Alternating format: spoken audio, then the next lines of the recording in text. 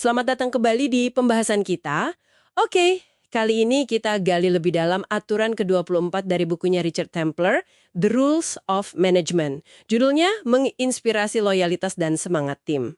Betul, sebuah topik yang krusial banget ya. Iya, sumber kita ini kan, isinya aturan-aturan praktis ya, buat manajer. Nah, misi kita sekarang, kita mau coba ambil intisarinya buat Anda. Gimana sih caranya membangun loyalitas sama semangat tim itu?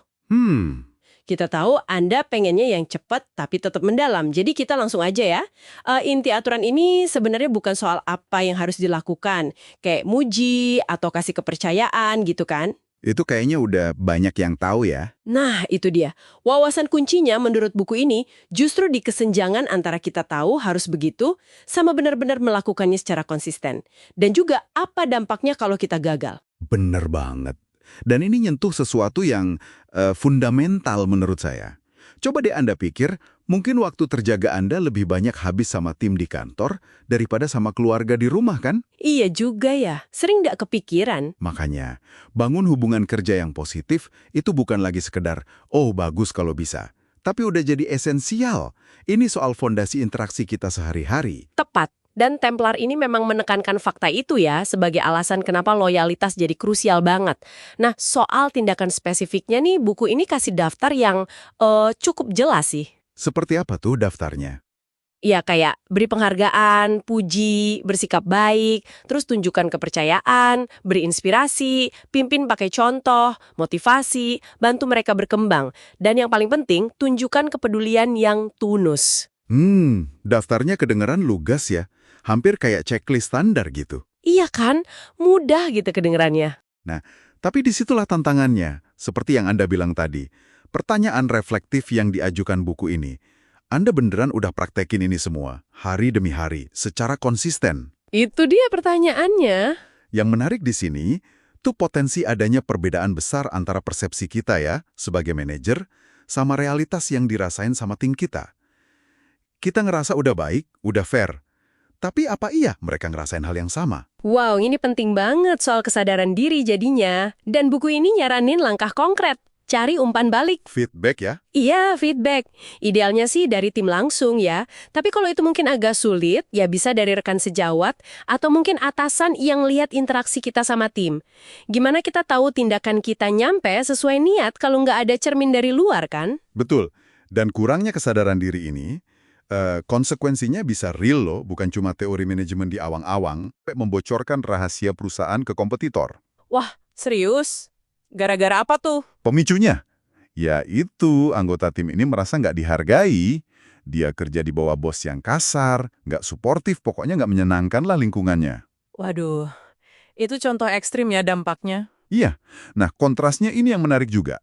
Penulis bukunya, si Templar ini, dia cerita pengalaman dia sendiri. Oh, dia cerita juga? Iya, dia bilang meskipun dia dikenal tegas, sangat fokus ke hasil bisnis, tapi dia klaim selalu memperlakukan timnya dengan hormat. Hasilnya, loyalitas timnya kuat. Tanpa perlu usaha ekstra gitu. Ya, dia bilang gitu bahkan tanpa perlu usaha berlebihan. Sebagian katanya karena perilaku buruk manajer lain, kayak contoh tadi itu justru bikin pendekatan dia yang lebih manusiawi jadi lebih kelihatan menonjol. Orang jadi ngebandingin gitu loh. Masuk akal sih. Perbandingan itu nyata ya.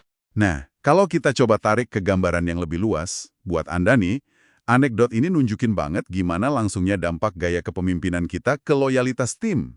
Jadi bukan cuma soal suasana kerja kurang enak ya. Jauh lebih dari itu. Gagal menginspirasi loyalitas itu bisa berujung ke kerugian nyata.